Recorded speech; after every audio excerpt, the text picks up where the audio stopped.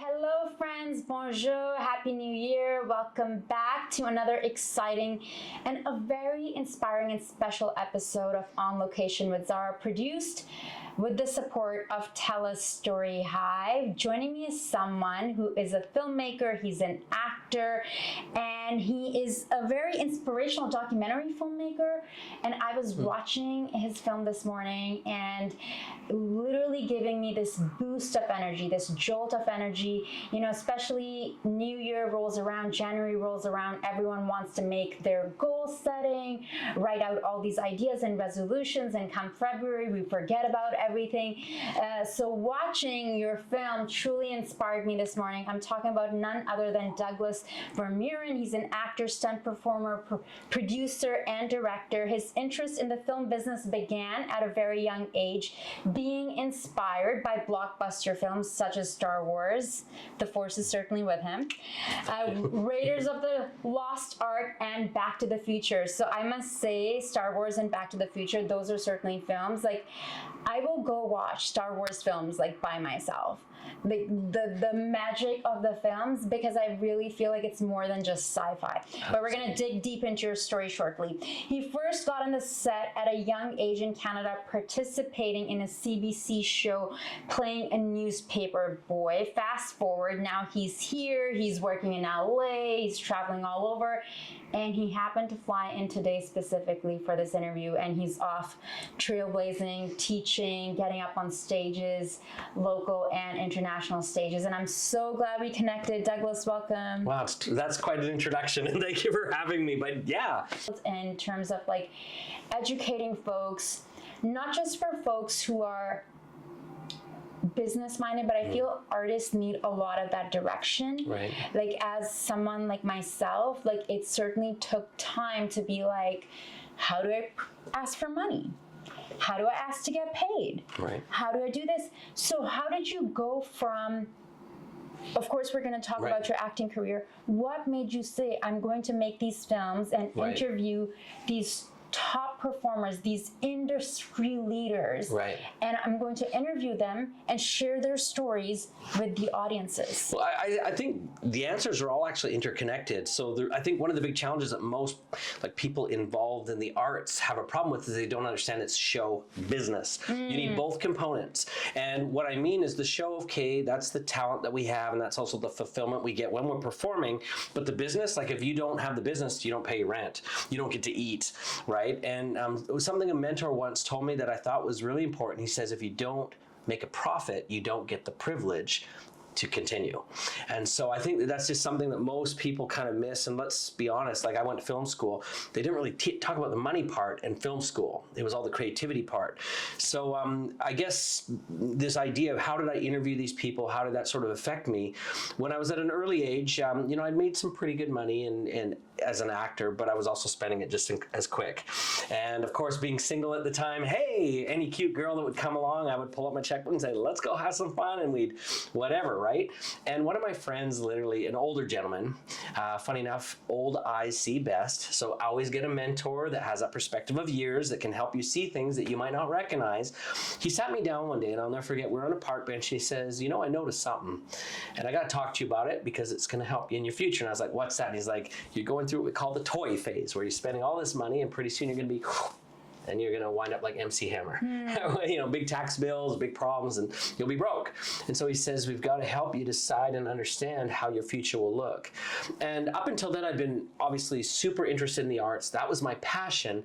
But he started talking to me about entrepreneurship and about business and about legacy and these things that I could create that would go well beyond my acting career. And I kind of literally fell in love with the idea of building business, like doing business. And so that's kind of what led me into first of all, interviewing all of these world's top achievers that we kind of talked about. So a lot of these big business leaders, but maybe more so a change of heart for me, where I wasn't just focused now on creating the art in front of the camera, but I wanted to be involved in the whole process. Everything from how do we raise funding for movies? How do we, you know, create a movie that people would want to distribute, or even audiences that would want to see? And so it's not just a matter of getting on stage and performing, but it's now creating something that makes a difference, right? That's valuable to the group. And I've been so blessed to be able to do that in a variety of genres, especially documentaries and other, narrative type feature films.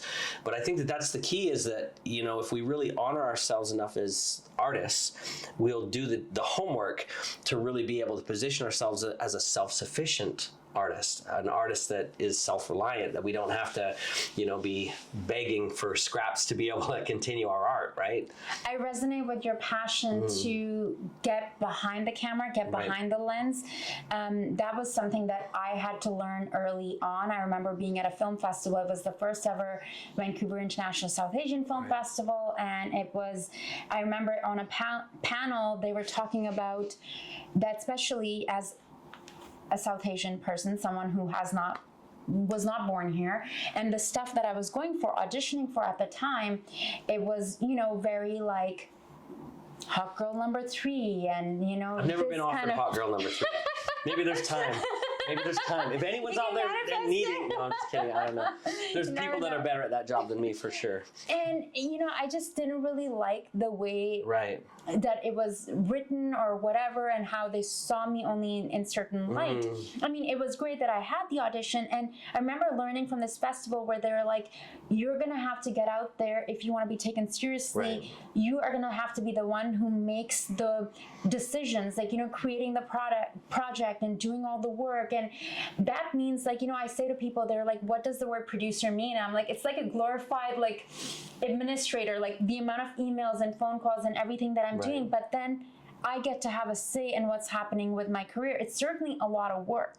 So I love how you balance the show and the business part. And I think that that's sadly something, especially someone who's starting out as an actor or filmmaker or going to film school to make documentary films or features, fiction, the money-making part people forget. So I love the fact that how you went on this mission to interview these dynamic leaders. Tell me about that, because you've done quite a few documentaries. They've been seen not just in Canada, in the US, in Los Angeles. Well, our first one... You must really have, this fire within you, this determination it's interesting that you say that. And our first one, actually, we did 26 languages worldwide as a book through Random House even. But here's the thing. You mentioned this idea of the producer being kind of the administrator and stuff. I'll be honest, I hate that stuff. I'm not a paperwork guy. I'm not a meticulous check-the-box guy. But sometimes you have to be that guy. So let me maybe share this. In order to kind of get to those levels, you first have to be the visionary. And there's a saying that I really love, that if you want to find your willpower, you need to start by finding your why power. So what is it that you really see? Why is it you really want to do this? And then, quite frankly, if you really can catch that vision of why you're doing it, you'll have the willpower, but you'll also have something else. But if you know the big why, you can also get help. And I think that that's been one of the big things for my movies. You talked about being the visionary and knowing how to frame things up. And I love that too. And I feel like maybe I'm a bit of an amateur cinematographer, but don't fool yourself. Where I can, I'll hire the best. So when we did our first movie, the Opus, the thing I think that made it look good, it's my name on the label, but it's not my talent that made the movie. So I hired one of the guys who was a camera operator in Brokeback Mountain, Shanghai Noon, Shanghai Nights, and Good Luck Chuck, and all these things. And it looks great. And okay, so I have to apologize right now. He probably remembers that I did this. He would set everything up and the lighting and everything else, and he'd say, come take a look at this, and what do you think? Now, I loved it from the beginning, but I wanted to look like I was kind of smart too. So I'd come and I'd tweak the light a little bit, and then I'd put it exactly back where he had it. I'd go, yeah, this is good. And the truth of the matter is that was the best film school for me, is to hire people smarter than me. Now, here's a quote that I'll just share. Your audience will love this. One of my favorite quotes to live by, it's by Steve Jobs.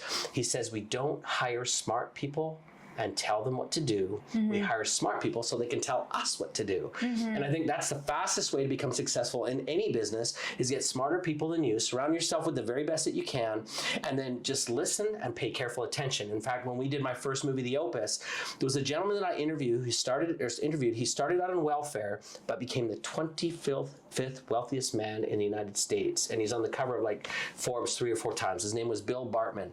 And when I was interviewing him, he said something that has made made a big impact on my life. He said, if you're the smartest person in the room, get the hell out of that room, because you've got nothing to learn there. You've got, like, you're just there being, the guru that everybody's listening to. And so quite frankly, I think that that's a smart thing to do. And by the way, the other thing he said that was really insightful, you hear this idea of people saying, that you're going to be the guy who listens to everybody and then you give your opinion last.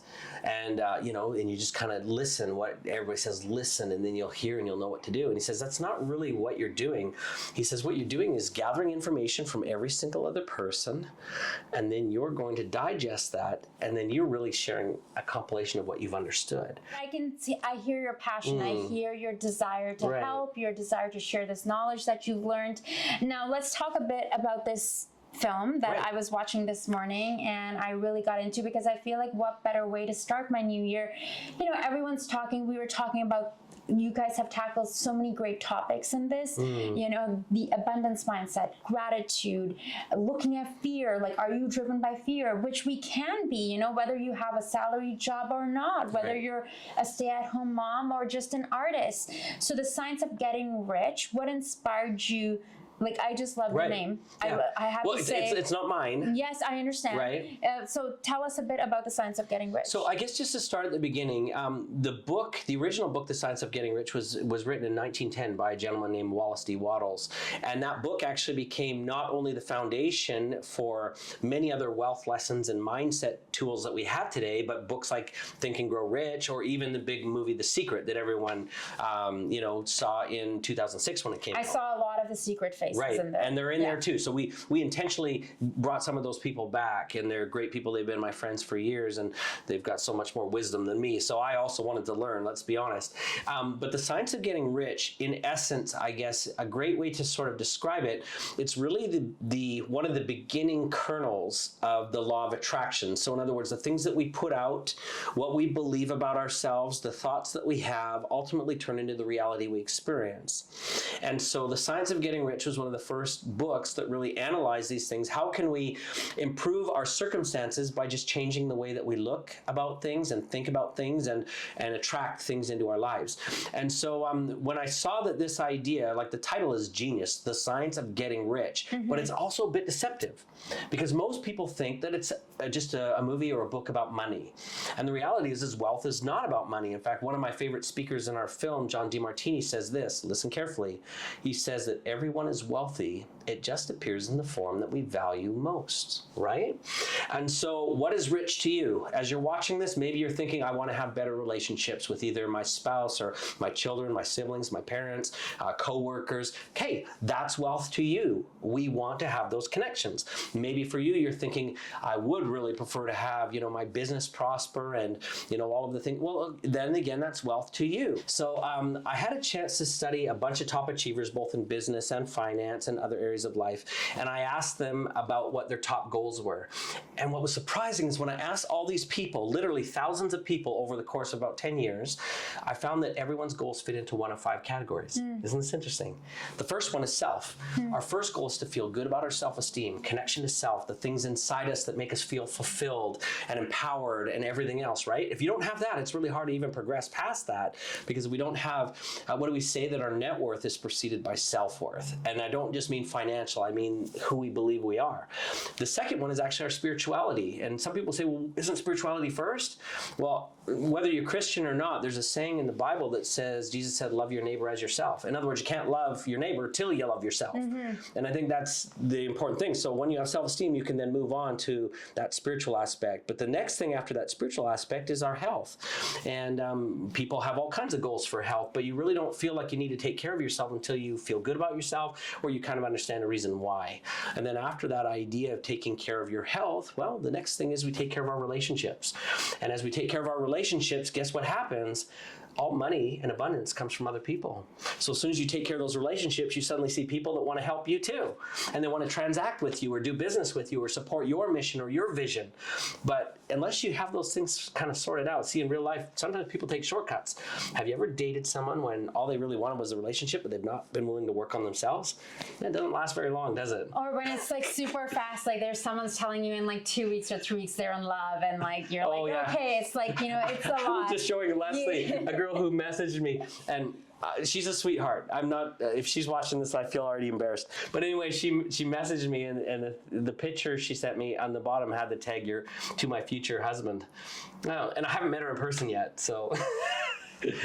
Bold choice. Easy does it. Right, easy does it, but it's okay. Let's talk a bit about the film and what you're hoping the audiences who are watching will get away from it. You know, what will they take from it? Yeah, what will they take from it? What are some of the 3 takeaways that you're hoping that they will get by watching the science? Yeah, and you know what? There's definitely more than 3, but the 3 biggest ones that I hope they take away from it. First of all, it's definitely designed as an empowering opportunity for you to get to where you want to go in your life. So number 1, I'm going to suggest that I hope that you'll see in it that abundance, in however you define it, is available to everyone. It doesn't matter where you're starting. It doesn't matter where you've been. The past does not equal the future. You can create anything new, and it doesn't matter. Like, anyone can do it. So that's number 1.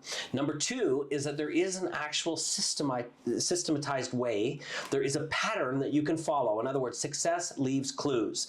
If others have done it, you can do it too by doing the same things. And the third one, which is probably going to astound you, it's quicker and easier than you probably ever imagined. And the reality is if you don't get started, what do they say? The return on nothing is always nothing. You care more about your failure than anyone else does. What I mean about that is no one really noticed how many times you failed to get where you're going to go. The only person that cares about your failure or clings to it or holds on to it or uses it to prevent them from getting to the next step is you.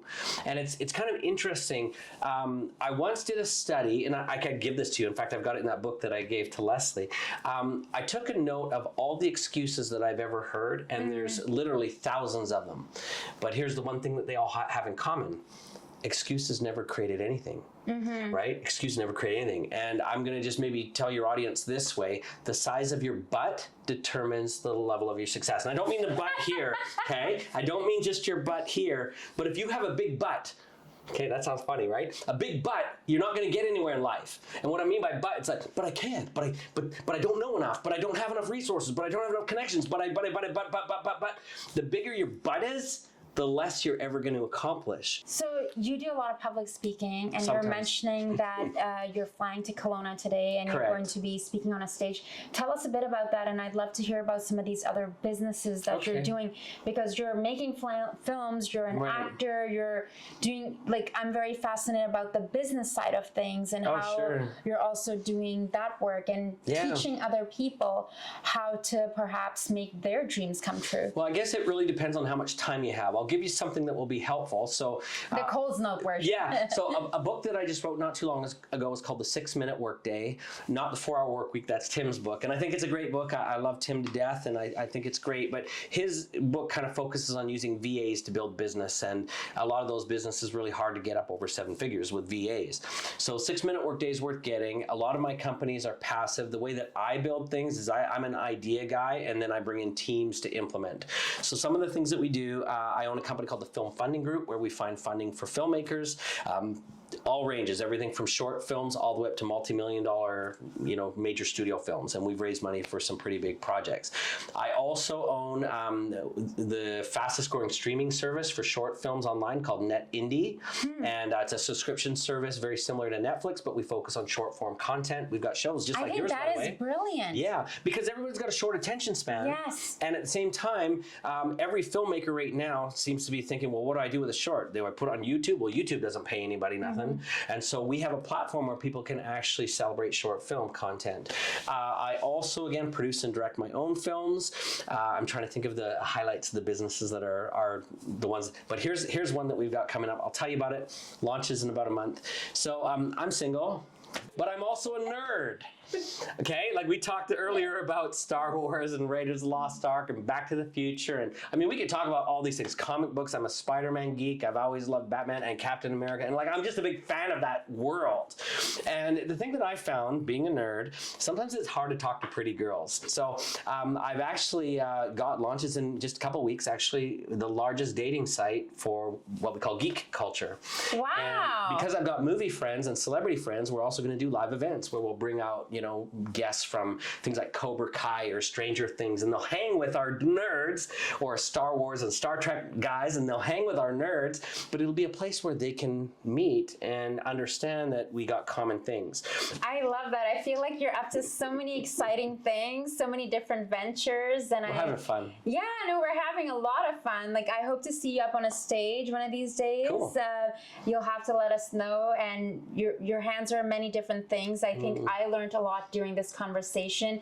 Before we let you go, is there something else that we haven't talked about that you'd like to share with our audience? I think the biggest thing that I would like to leave you with anyways, and I'm being sincere, is that right now, as you're watching this, you probably heard me talk about some of my dreams, and thank you for putting up with that. But I hope that as you've been listening to me talk about my dreams, your heart has said, well, why not me with your dreams? And you're wondering, what's the next step for you? How can I do, I'm now quoting you in your brain, how can I do what's important to me? How can I pursue my dreams? And I know I'm called to do great things, and I'm destined to get to the next level. So here's the question. What will you do next? You need to get started, right? Again, the return on nothing is always nothing. So just listen to that heart, and you'll know what you're supposed to do. What's next for you? I love that. I feel like that's a great place to end this conversation. Thank you so much. I love all this energy, this positivity that you brought today. Very excited to see how your next venture is going to unfold, and I'll be rooting for you. Thank you all for joining, for tuning in. This show is brought to you with the support of Tell Us Story Hive.